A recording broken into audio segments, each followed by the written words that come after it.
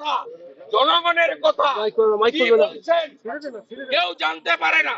এমনকি শঙ্কর ঘোষ মুলতবি প্রস্তাব বিধায়করা এনেছিলেন 10-12 জন, তারপরে যে অংশ সেটাও এই স্পিকার এক চোখ বন্ধ করে থাকেন, তার ডান দিকটা খোলা বাম দিকটা বন্ধ। আজকেও বলেছেন এগুলো যাবে না, যাওয়ার দরকার নেই।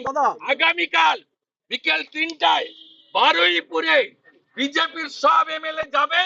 এই স্পিকার বিমান ব্যানার্জি যিনি বারুইপুর থেকে যেতেন ছাপ্পা মেরে, তার ইতিহাস কাল ওখানে ও বলবো।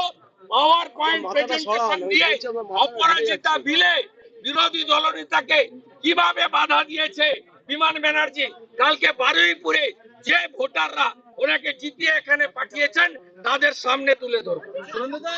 কেউ রাস্তা ছাড়বেন না। কি হয়েছে কি হয়েছে কি হয়েছে আপনারা দাঁড়িয়েছে বিধায়করা এরকম করছেন, অন্য গেট দিয়ে পাঠান। গেট নেই নাকি অ্যাসেম্বলিতে? কি হলো আপনারা কেন কি হয়েছে? যত আপনারা কেন রাম করছেন? পা চাটতে এসছে করছেন না কোন ছাত্র?